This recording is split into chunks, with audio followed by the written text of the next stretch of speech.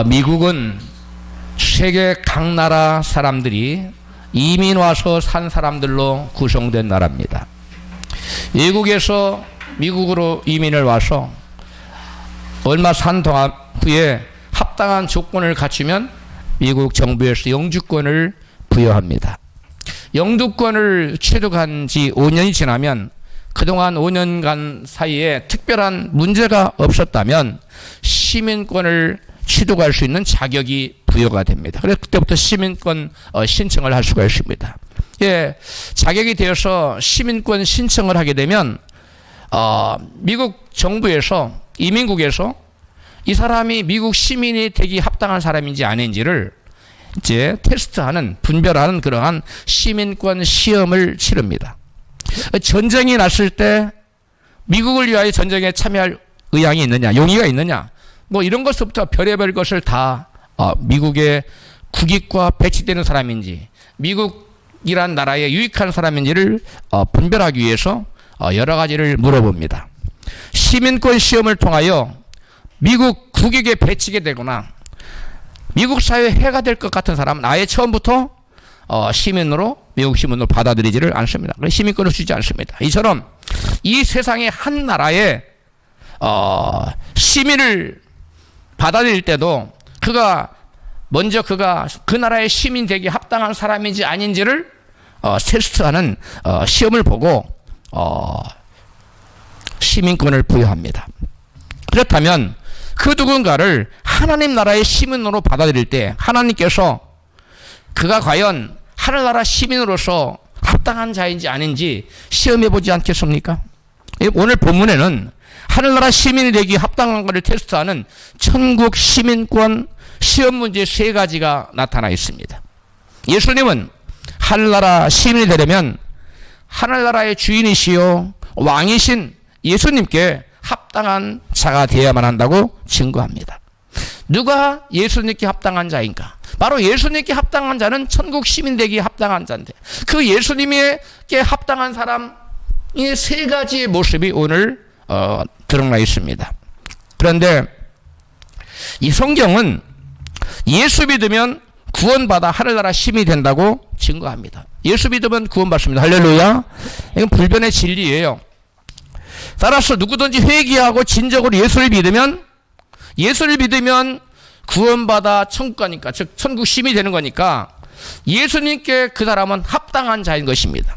그래서 하늘나라 시민이 되는 거예요. 그래서 예수님께 합당한 사람은 바른 말로 하면, 쉽게 말하면 진정한 믿음을 가진 사람이에요. 진정으로 예수 믿는 사람은 예수님께 합당한 사람이요, 그 사람은 천국 시민이 되기에 합당하다는 것입니다. 이것을 예수님께서는 혼인잔치 비유에서 이같이 말씀하십니다. 마태복음 22장 8절입니다. 시작. 이에 종들에게 이르되 혼인잔치는 예비되었으나 청한 사람들은 합당치 아니하니 가로되 친구여 어찌하여 예복을 입지 않고 여기 들어왔느냐 하니 저가 유구무원이거늘 임금이 사환들에게 말하되 그 소주 구족을 결박하여 바깥 어두움에 내어 던지라. 거기서 슬피 울며 이를 갈미 있으리라. 아멘. 예수님께서는 혼인잔치의 비유에서 예복을 입지 않고 그 임금님의 그 잔치 자리에 와 있는 그 사람들을 뭐라고 말하느냐? 주인에게 합당치 않은 자들이다. 이 잔치에 합당치 않은 자들이라고 말씀하십니다. 여기서 예수님께서 비유로 말씀하시는 혼인잔치 자리는 오늘날 교회를 말합니다. 여기에 예복을 입지 않는 사람은 곧 믿음의 열매가 없는 쭉정이 신장, 즉 가짜 신자를 가리킵니다. 종교인을 말합니다.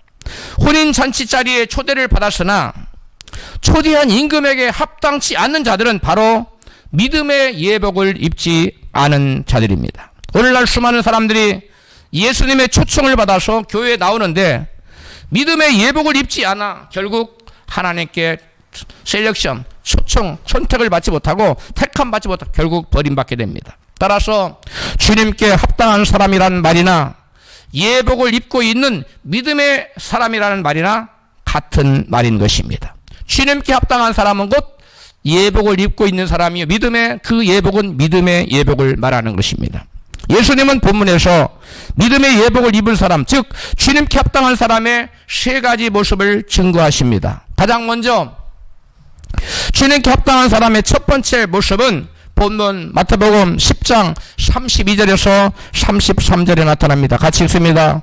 누구든지 사람 앞에서 나를 시인하면 나도 하늘에 계신 내 아버지 앞에서 저를 시인할 것이요, 누구든지 사람 앞에서 나를 부인하면 나도 하늘에 계신 내 아버지 앞에서 저를 부인하리라. 아멘. 이 말씀에서 보면 진정으로 예수 믿어 주님께 합당한 사람은 사람 앞에서 뭐하는 사람이에요?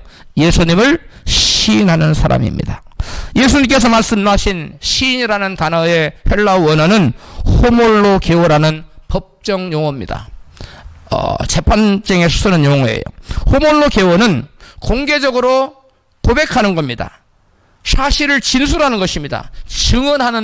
한다는 의미입니다. 그렇다면 사람 앞에서 예수님을 시인한다는 말은 무슨 말일까요? 이에 대하여 로마서 10장 10절에서 말씀합니다. 같이 읽습니다. 사람이 마음으로 믿어 의에 이르고 입으로 시인하여 구원에 이르느니라. 바울은 그리스도를 시인하는 것의 의미를 예수님을 자신의 주인으로 믿고 사람 앞에서 예수님이 나의 주님이시라고 고백하는 것, 이것을 바로 시인한다고 말하고 있습니다. 입으로 시인하는 것은 예수 그리스도를 주로 고백하는 것을 말하는데, 당시 예수님을 나의 주님이라고 Jesus is my Lord 이와 같이 고백하면 그것은 곧 목숨을 건 그러한 행위였어요. 감옥에 갇히고 매를 맞고 또 죽을 수도 있는 그러한 위험한 일이었습니다. 그것이 바로 입술의 시인이었어요. 뿐만 아니라 예수님께서 말씀하시는 시인은 단순히 입술로만 사람 앞에서 공개적으로 예수님 나의 주인이라고 고백하는 것이 아니라 입술만의 고백만이 아니라고 성경은 증거합니다. 디도서 1장 16절입니다. 같이 저희가 하나님을 시인하나 행위로는 부인하니 가증한 자요 복종치 아니하는 자요 모든 선한 일을 버리는 자니라. 아멘. 하나님 입술로 시인한다고 해서 그것이 진정한 시인이라고 볼 수가 없다는 거예요. 입술로 시인할 뿐만 아니라 시인을 입술로만 할 뿐만 아니라 삶으로도 이어져야만, 삶으로도 주님을 고백하는 삶을 살아야만 진정한 시인이요 진정한 믿음이라는 것입니다. 입술로는 하나님을 시인을 해요. 그런데 행동으로는 부인한다면 그런 사람은 하나님 말씀에 불순종하는 자요 하나님을 안 믿는 불신자와 같다는 것입니다. 예수님께서는 사람 앞에서 시인하는 자뿐 아니라 이기는 자를 하나님 아버지 앞에서 시인하시겠다고 말씀하십니다. 계시록 3장 5절입니다. 시작. 이기는 자는 이와 같이 흰옷을 입을 것이요 내가 그 이름을 생명책에서 반드시 지우지 아니하고 그 이름을 내 아버지 앞과 그 천사들 앞에서 시인하리라. 여기서 또 호몰로게오라는 똑같은 단어를 사용하셨어요. 즉 사람들 앞에서 예수님을 나의 주님이라고 고백하고 시인하는 자만이 아니라 예수님께서는 이기는 자를 하나님 앞에서 시인해 주겠다. 내가 믿음의 사람으로 자를 인정해 주겠다고 말씀하세요. 주님께서는 왜 이기는 자를 하나님 아버지 앞에서 시인하실까요? 죄를 이기는 것이 곧 말씀에 순종하는 믿음의 사람이기 때문에 그래요.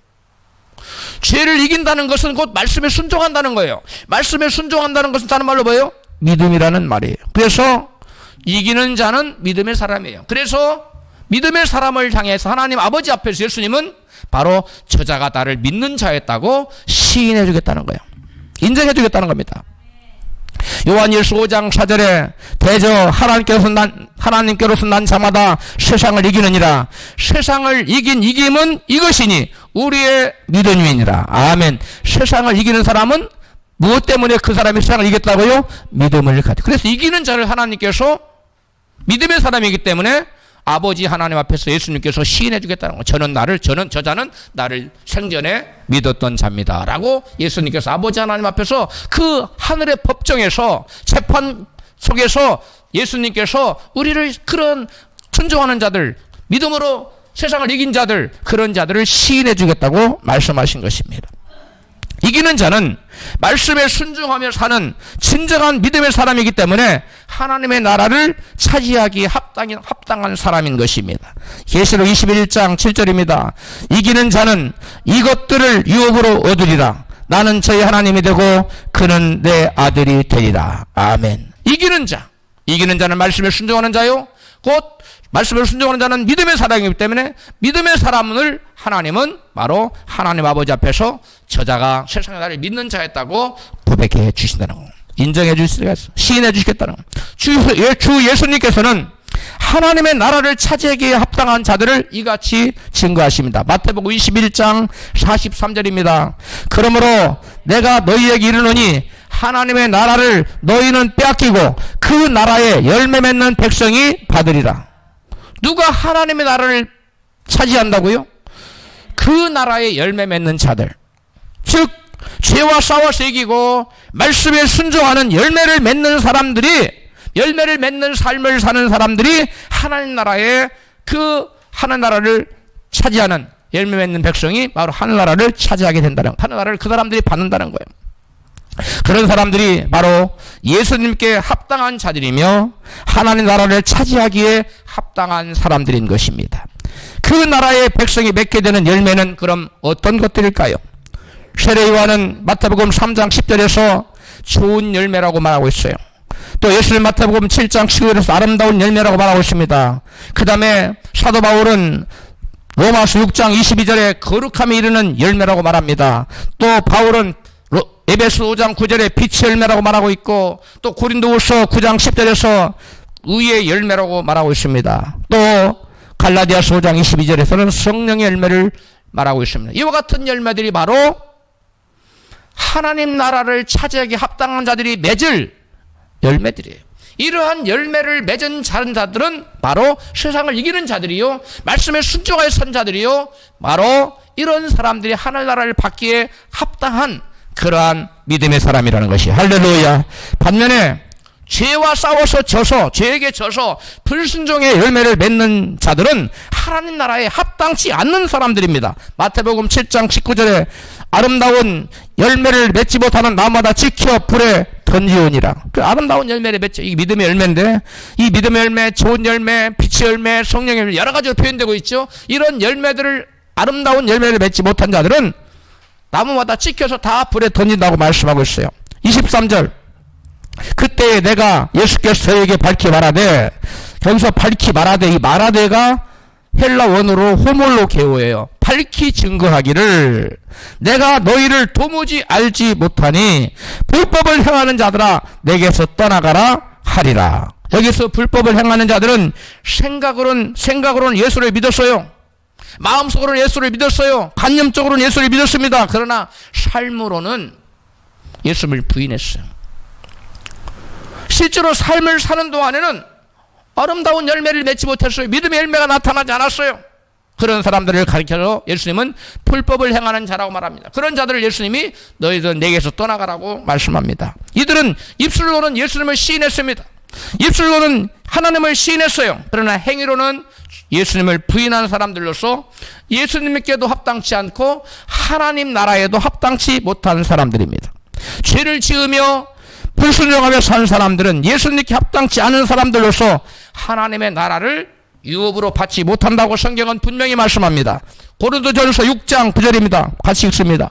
불의한 자가 하나님 나라를 유업으로 받지 못할 줄을 알지 못하느냐.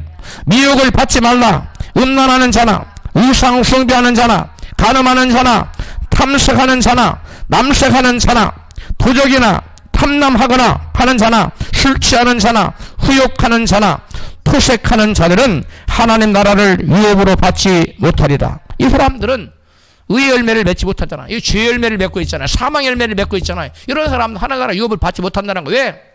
예수님께 합당치 못해요. 하나님 나라에 합당치 못해요. 하나님 나라를 받지 못하는 거예요. 하나님 나라에 합당치 않은, 그래서 하나님 나라에 합당하지 않게 하나님 나라 시민권을 받지 못한다는 것입니다. 갈라디아서 5장 19절입니다. 시작. 육체의 일은 현저하니 곧 음행과 더러운 것과 호색과 무상 숭배와 술수와 원수를 맺는 것과 분쟁과 시기와 분냉과 당짓는 것과 불리함과 이단과 투기와 술 취함과 방탕함과 또 그와 같은 것들이라. 전에 너희에게 경계한 것 같이 경계하노니 이런 일을 하는 자들은 하나님의 나라를 유업으로 받지 못할 것이요. 아멘. 성경은 너무나도 분명히 말씀하고 있습니다. 성경은 주님께 합당치 못한 자, 즉 하나님의 나라를 유업으로 받지 못할 자들을 분명히 명시하고 있는데요, 크게 세 가지로 나눌 수 있어요. 하나는 불의한 일을 행하는 자들이에요. 또 하나는 육체의 소욕을 쫓아 사는 자들이에요. 성령의 소욕을 쫓지 않고 육체의 소욕을 쫓아서 정욕을 위해 사는 사람들이에요. 세 번째는 세상을 이기지 못하고 죄에 지어지는 사람들을 바로 말합니다. 이런 사람들은 하늘나라를 유업으로 받지 못해요. 그러므로 예수님께 합당한 믿음의 사람은 따라 합시다. 믿음으로 의롭게 사는 자, 성령의 소욕을 쫓아 사는 자, 믿음으로 세상을 이기는 자, 이런 사람들만 예수님께 합당한 사람이에요. 이런 사람들만 진정한 믿음의 사람이에요. 그래서 이런 사람들은 하늘나라에 합당하기 때문에 천국의 시민권이 주어지는 줄로 믿습니다. 지금 저와 여러분이 지금 천국 시민권 시험 보기 전에 지금 예비 문제 풀고 있는 거예요. 이게 나중에 시험에 나와요. 할렐루야. 언제 나오느냐? 우리의 삶 속에서 우리가 이 문제를 풀어가면서 살아야 돼요. 할렐루야. 두 번째로 주님께 합당한 사람의 두 번째 모습은 본문 마태복음 10장 34절에 나타나 있습니다. 같이 읽습니다. 내가 세상에 화평을 주러 온 줄로 생각지 말라. 화평이 아니요 검을 주러 왔노라. 내가 온 것은 사람이 그 어미와 딸이 어미와 며느리가 시어미와 불효하게 하려 하매니. 예수님은 평화의 왕이십니다. 내 평화의 왕으로 오셨어요. 그래서 예수님께서는 이 땅에 오실 때 이 평화를 상징하는 여러분 나귀를 타고 오셨어요. 그리고 겸손하셔서 어린 양을 타고 어린 나귀를 타고 오셨어요. 예수님 평화의 왕입니다. 평화의 왕이십니다. 그런데 평화의 왕이신 예수님께서 지금 뭐라고 말씀하고 계십니까? 아니, 평화의 왕으로 오신 예수님께서 검을 주러 왔으며 서로 싸우게 하려고 왔다니, 이게 무슨 말씀입니까? 앞뒤가 안 맞는 말씀 같지 않습니까? 사도 요한은 예수님께서 이 땅에 오신 목적을 이같이 증거합니다. 요한일서 3장 8절입니다. 죄를 짓는 자는 마귀에게 속하나니 하나님의 아들이 나타나신 것은 마귀의 일을 멸하려 하심이니라. 사람들이 범죄함으로 이 땅은 마귀의 나라가 되고 이 땅의 모든 백성은 마귀의 자식들로 전락하고 말았습니다. 이처럼 죄 때문에 마귀에게 빼앗긴 세상을 되찾아 사람들에게 되돌려 주시고자 예수님께서는 이 땅에 오신 것입니다. 아멘. 예수님께서는 마귀의 일을 멸하려, 마귀의 일은 뭡니까? 사람들로 죄짓게 하여 지옥으로 끌고 가는 것이 마귀의 일입니다. 그런데 이러한 마귀의 일을 멸해버리고 그 죄에 팔려간 죄인들을 구원하여 하나님의 나라로 인도하시기 위해서, 구원하시기 위하여, 죄를 멸하기 위해서 이 땅에 오신 것이, 할렐루야. 하나님 나라의 주인이신 예수님께서 이 땅에 하나님의 나라를 가지고 오셨는데 그 하나님의 나라는 오직 그리스도의 예수님의 심령 안에만 존재했어요. 그런데 이제는 예수님께서 우리의 모든 죄와 허물을 지고 십자가에 피 흘려 달려서 피 흘려 돌아가시고 부활하신 다음에 교회를 세우셨는데 그 이후로 그리스도 안에만 존재하던 하나님 나라가 예수님을 주로 영접한 사람들 모든 마음 가운데, 심령 가운데 임하게 된 줄로 믿습니다. 이제는 예수님 안에만 존재하던 하나님의 나라가 예수님을 진정 나의 하나님이요 나의 주로 영접한 모든 사람의 심령에 예수께서 여러분 그 임하심으로, 천국의 주인 예수께서 임하심으로 그 사람 마음에 하나님의 나라가 임하게 된 줄로 믿습니다. 이전에는 죄인들이 마귀와 싸우는 것은 감히 상상할 수도 없었어요. 마귀와 어떻게 싸워요? 마귀가 자기 주인인데 마귀가 시키는 대로 했습니다. 그런데 이제는 그리스도께서 성도들 안에 성령으로 임하여 계심으로 성도들이 그리스도의 능력으로, 성령의 능력으로, 하나님의 능력으로 마귀와 싸울 수 있게 되었어요. 할렐루야. 예수님께서는 성도들에게 마귀와 싸워서 이길 수 있도록, 싸우게만 할 뿐 아니라 싸워서 이기도록 무기를 주셨어요. 믿는 자들에게 무기를 주셨는데 그 무기가 뭐냐? 바로 성령의 검인 말씀입니다. 할렐루야. 여러분, 우리가 말씀을 잘 들어야 되고 말씀을 기억해야 되고 말씀으로 무장해야 되는 이유는 마귀와 싸워서 마귀가 싸워 쓸 수 있는 무기가 바로 말씀이기 때문에 말씀으로 충만해야만 마귀와 싸워서 100번 싸워서 100번 이길 수 있는 승리를 차지할 수 있게 된 줄 믿습니다. 근데 말씀이라는 무기가 내 안에 없어요. 근데 말씀이 있긴 있는데 히릿해 잘 기억이 나다. 무뎌졌어요. 칼이 무뎌졌어요. 말씀이 그걸 무뎌졌어요. 쓸 수가 없어요. 저도 잘 듣질 않아. 날선 검이래야만, 날선 칼이래야만 대기만 해도 척척 나가잖아요. 무를 쓰면 착착착. 근데 칼을 한 10년쯤 썼는데 한 번도 안 갈았어. 칼이 너무나 무가 썰어지질 않네. 여러분 마찬가지입니다. 영적인 전쟁을 할 때도 마귀와의 싸움에서 우리가 마귀를 이기려면 말씀의 검이 예리하게 서 있어야 돼요. 할렐루야. 그래서 말씀을 주야로 묵상하라는 것입니다. 말씀으로 무장하여 있으라는 것입니다. 이것이 바로 하나님의 성령께서 우리로 하여금 마귀와 싸워서 승리하도록 하기 위하여 주신 무기이기 때문에, 성령의 검, 무기이기 때문에 검을 잘 보존하고 갈고 닦아서 예리하게 만들어야 될 줄로 믿습니다. 우리가 성령을 마음속에 모시면 예수 안 믿는 가족 안에 들어있는 마귀와 필연코 전쟁을 치르게 되어 있습니다. 그 마귀는 절대로 내가 마귀야 라고 자기 정체를 드러내지 않고 은밀하게 우리를 아주 이해하는 척, 우리를 엄청 사랑하는 척 하면서 우리의 신앙생활을 해박합니다. 교회 나가지 못하라, 가지 말아라, 오늘 피곤한데 자고 내일 해라. 여러 가지 그럴싸한 이유를 대면서 우리를 이해하는 척 교회를 나가지 못하게 만든 신앙생활을 방해합니다. 해방하는 것이, 우리는 그 말이 마귀 말인지 모르고 마귀한테 속아서 그 마귀의 말을, 마귀의 말인데 자기 아내의 말인 줄 알고, 남편의 말인 줄 알고, 부모님의 말인 줄 알고, 자식의 말인 줄 알고 속아가지고, 깜빡 속아가지고 축복을 받으러 나가 있는 그 자리에 나가지 못하게 만들어 마귀에게 붙들리는 것입니다.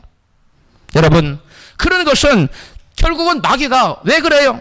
우리를 결국은 조금 한 번만 빠지라고 두 번 빠지, 결국은 예수를 못 믿게 해서 우리를 어디로 끌고 가고자 하는 것입니까? 지옥으로 끌고 가고자 하는 것이에요. 그래서 예수님은 마태복음 10장 36절의 본문에 시작, 사람의 원수가 자기 집안 식구리라. 예수님은 자기 집안 식구가 원수래요. 어떻게 자기 집안 식구 원수일 수 있어요? 그 자기 집안 식구 안에 누가 있다는 거예요? 원수 마귀가 있다는 거예요. 그것을 말씀하는 거예요. 어머니가 원수가 없습니까? 딸이 원수입니까? 그게 아니에요. 그게 아니고 그 안에 있는 원수 마귀, 우리를 예수 못 믿게 해서 지옥 끌고 가고자 하는 마귀, 원수 마귀가 그 안에 있다는 거예요. 그래서 말씀하세요. 사람의 원수가 곧 자기 집안 식구리라. 할렐루야. 이 세상에 하나님의 나라인 교회가 확장되면 세상 임금이 쫓겨나고 마귀 나라는 점점 축소돼요. 점점 쇠약해져요. 요한복음 21장 31절에 이제 이 세상에 심판이 이르렀으니 이 세상 임금이 쫓겨나리다. 누가 쫓겨난다고요? 세상 임금. 이 세상 임금 누구예요? 마귀죠. 마귀가 쫓겨나요. 믿는 자에게 주신 성령의 검인 말씀으로 마귀를 대항하여 싸우면 마귀는 더 이상 버티지 못하고 패배하여 쫓겨나는 거예요. 각 사람 심령에서, 그리고 가정에서, 어느 한 사회에서, 어느 나라에서. 우리나라가 저 어렸을 때만 해도 우상이 심하고 뭐 별의별 그렇지만 지금은 우리나라가 예수를 많은 사람들이 믿게 되어서 굉장히 깨끗해졌어요. 나라도 그렇고요, 가정도 그렇고요, 한 심령도 그렇습니다. 여러분, 우리 심령 안에 예수를 모시고 주님께 주신 성령의 검인 말씀을 여러분 충만해지면 우리 안에서 어둠의 권세가 떠나갑니다. 저주 권세가 물러갑니다. 그래서 우리의 심령이 하나님 나라가 왕성하게 세워지는 대신 우리 심령의 마귀 나라는 점점 페이드, 시들어가는 거예요. 쇠약해져 가는 거예요. 그러므로 우리는 하나님의 말씀으로 충만하여 우리 안에 여러분 하나님 나라를 왕성하게 세워나가는 저와 여러분 되어야 될 줄로 믿습니다.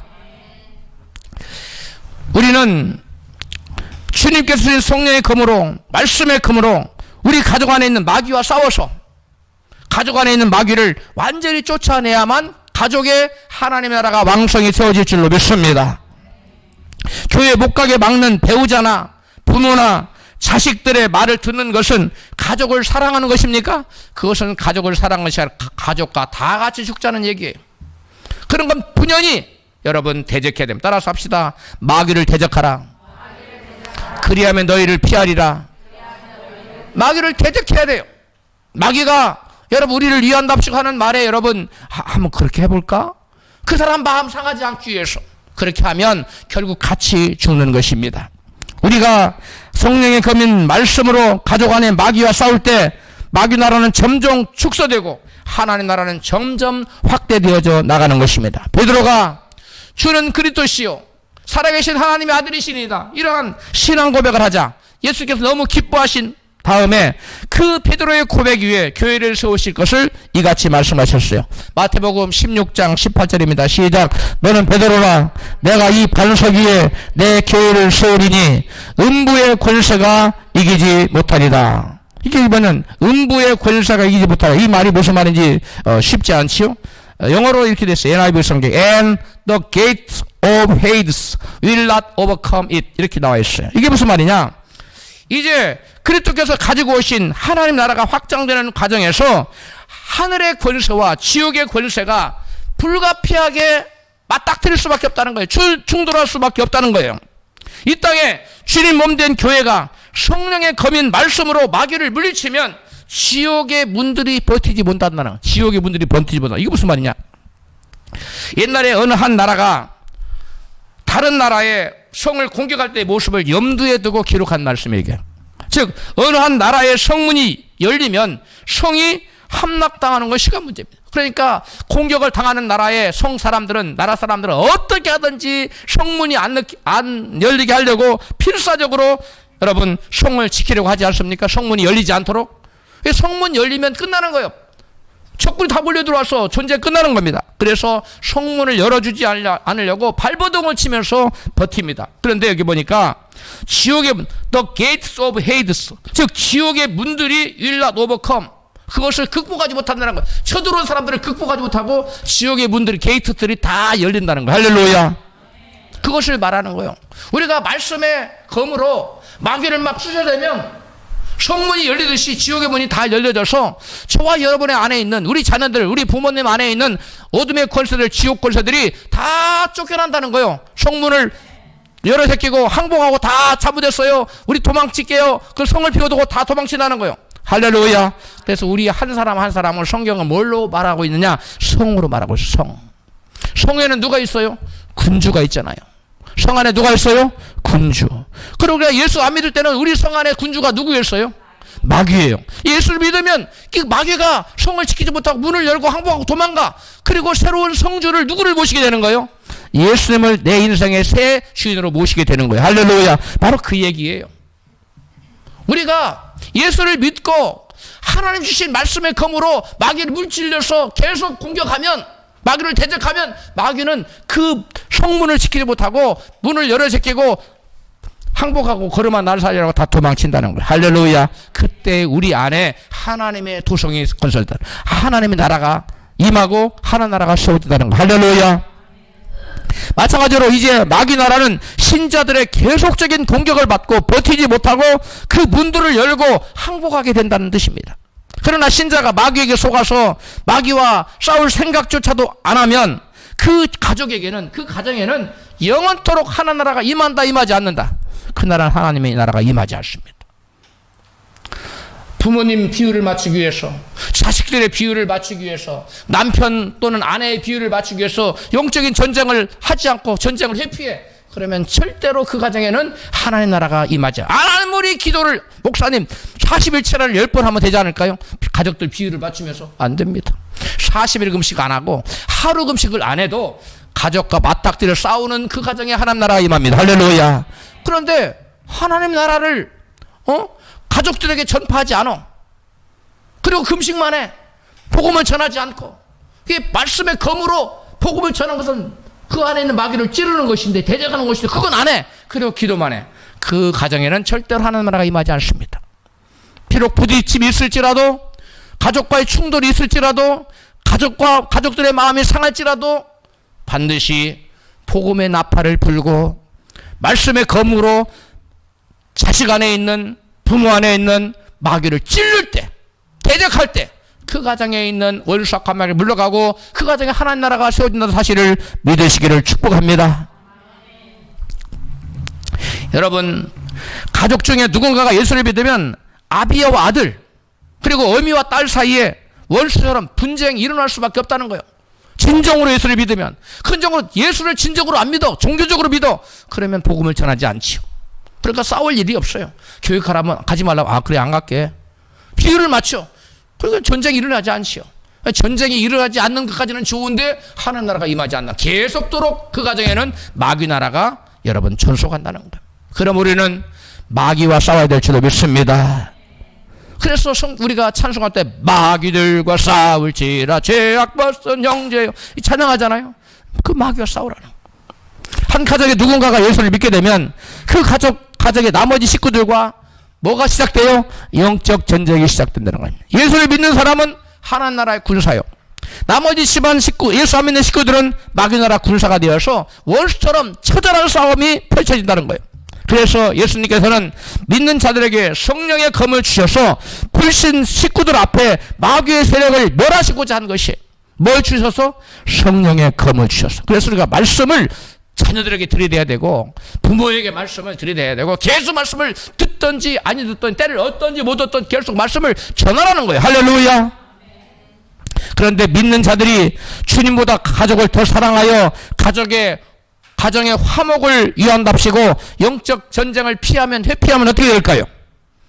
예수 믿는 자가 가정 안에 불신 식구와 영적 전쟁을 치르지 않고는 그 가정에 하나님 나라는 결코 임하지 않습니다. 결코 오지 않아요. 주님께서 검을 주러 오셨기 때문에 진정 예수를 믿는 사람은 불신 가족과 필연적으로 영적 전쟁을 치르게 돼 있어요. 예수님께서 우리에게 왜 검을 왜 주셨어요? 과일 깎아 먹으라고? 예수님께서 우리에게 검을 주신 것은 과일 깎아 먹으러 주신 것이 아니라 마귀와 싸우라고. 할렐루야. 옆에 계신 분에게 예수님께서 우리에게 검을 주신 이유를 아시나요? 물어봐요. 과일 깎아 먹으라고 주신 게 아니에요. 마귀하고 싸우라고 무기를 주신 겁니다. 더 이상 마귀의 종노릇 하지 말라고. 너의 자녀가 너의 부모가 마귀의 종노릇하고 저주하고 있는데 그 너의 자녀 너의 부모를 저주받게 하고 지옥을 끌고 가는 그 마귀를 찔러 죽이라. 내어 쫓으라고 우리에게 성령의 검인 말씀을 주셨습니다. 늘시면 아멘 하십시다. 따라서 가족과의 불화를 피하기 위해 적당히 타협하고 영적 전쟁을 회피하는 사람은 그 안에 진정한 생명이 믿음이 있는가 돌아봐야 돼요. 생명이 믿음이 없는 거예요, 사실은. 그런 전쟁을 여러분 당연히 나서서 그런 전쟁을 치러야만 하는 것입니다. 할렐루야. 그래서 예수님께서는 오늘 본문 마태복음 10장 37절 이같이 말씀하실 것입니다. 시작. 아비나 어미를 나보다 더 사랑한 자는 내게 합당치 아니하고 아들이나 딸을 나보다 더 사랑한 자도 내게 합당치 아니하고. 아멘.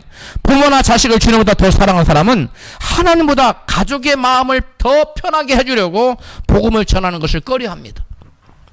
복음을 전하면 누가 마음이 기쁘셔요? 우리 하나님이, 우리 예수님이 기뻐해요. 근데 복음을 안 전하면 누가 기뻐해요? 가족들이 기뻐해요. 그 가족들 안에 있는 마귀가 기뻐하는 걸 사실들은. 그래서 주님께서는 주님보다 혈육의 부모나 자식을 더 사랑하는 자는 하나님께 합당치 않다고 분명히 말씀하십니다. 진정한 믿음이 없는 사람은 부모나 자식에게 복음을 전하다가 충돌이 일어나 가정의 화평이 깨어질까 봐서 잠잠해요. 말하지 않아요. 부모나 자식을 예수님보다 더 사랑하는 사람은 예수님 마음보다 가족의 마음을 더 먼저 헤아리게 된다는 거예요. 내가 가족의 복음을 전하니 우리 마음 주님이 얼마나 섭섭하게 생각하시고 얼마나 안타깝게 생각하고 주님 마음을 더 헤아려. 그래서 가족에게 복음을 전하지 않을 수가 없어. 어떤 욕을 먹을지라도 비록 가족 아버지가 호적을 내가 너를 파버릴 거다 그런 것이 예상되더라도 예수님 마음을 생각해서 가족에게 복음을 전하지 않을 수 없어. 이게 진정 예수 믿는 사람이에요. 할렐루야. 그런데 가족에게 욕먹을 것을 우려해서 가족의 마음을 어머니 부모님 마음을 상하게 할 것을 우려해서 또 자녀들의 마음을 상하게 할 것을 우려해서 복음 전하는 것을 안 해. 잠잠해. 그럼 누구 마음이 아파요?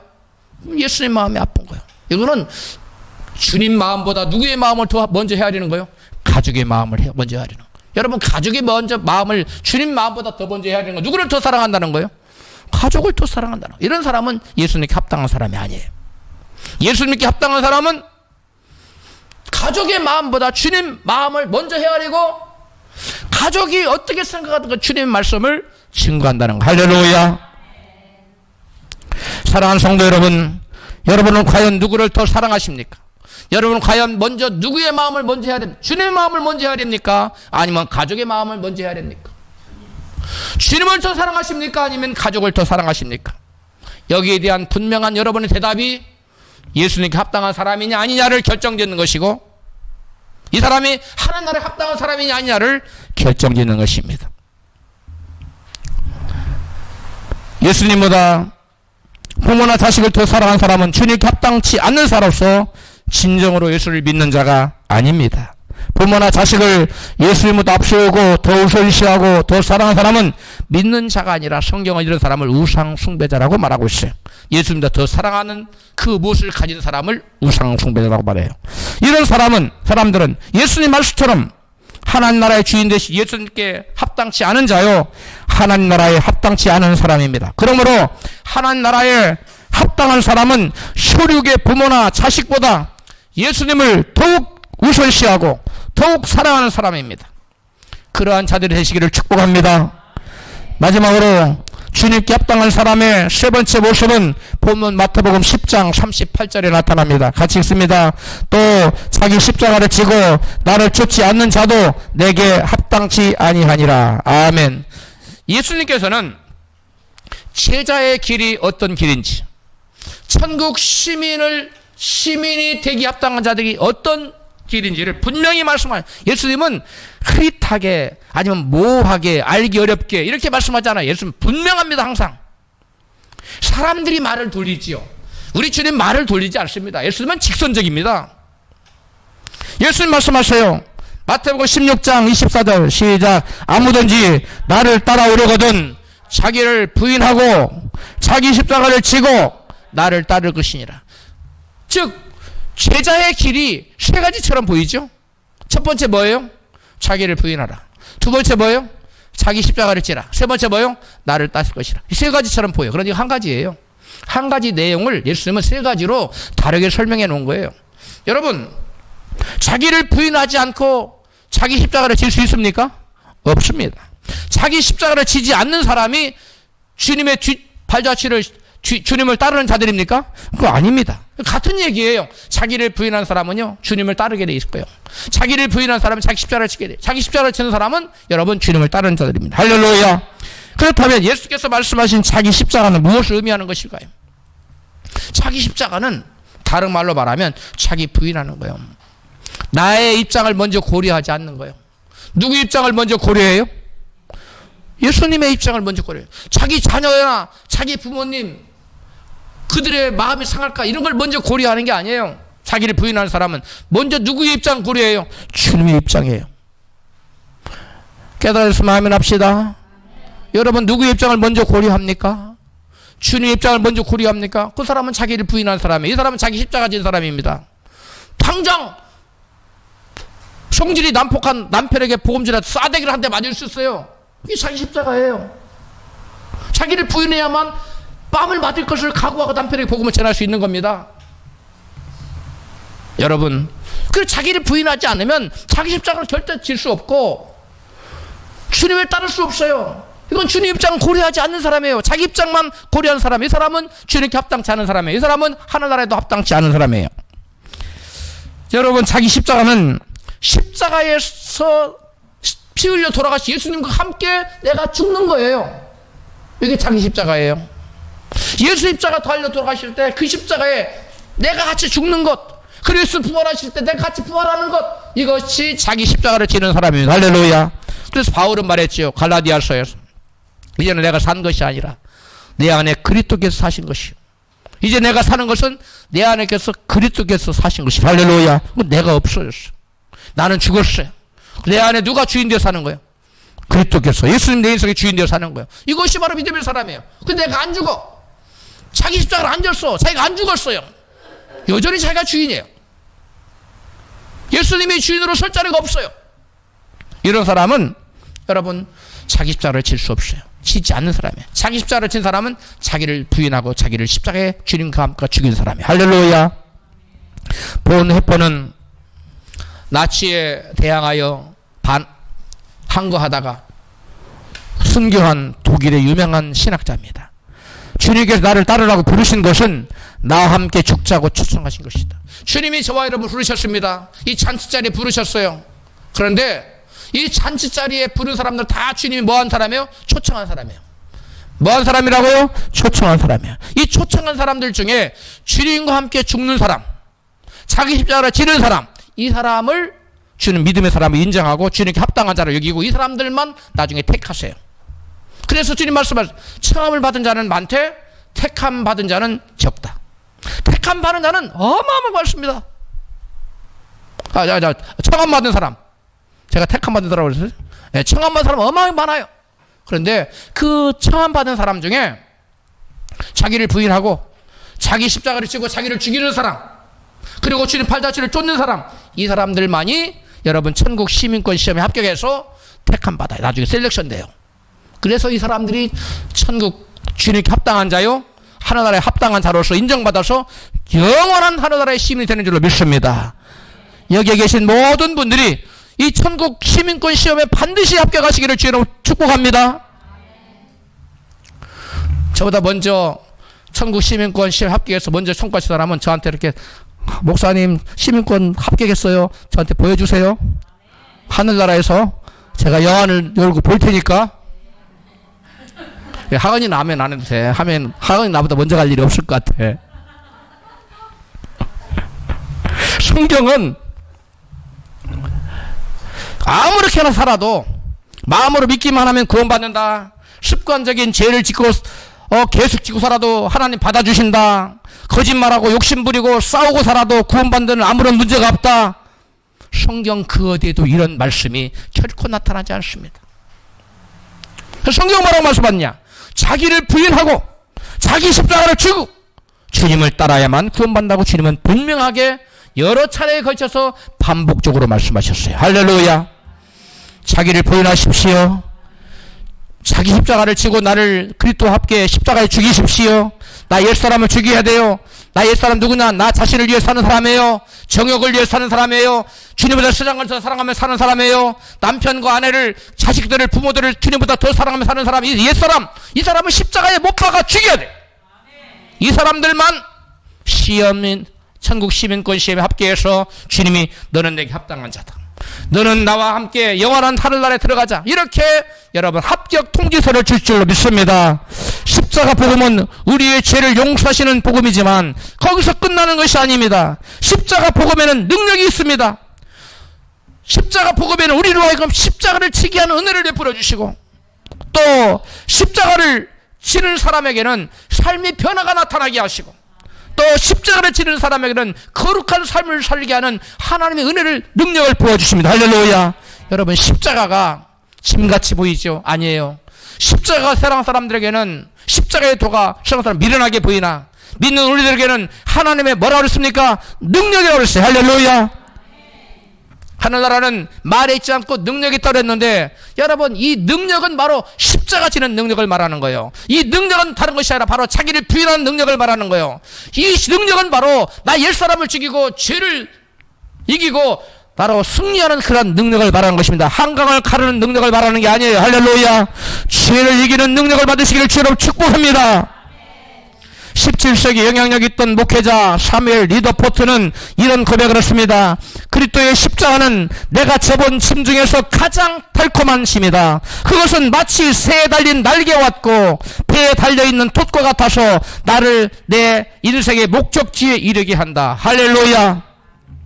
무거운 새의 날개가 새로 하여금 높은 창공을 날게 합니다. 그리고 거추장스러워 보이는 배의 돛이 배를 망망대해 앞으로 나가게 만드는 그러한 추진력을 부여합니다.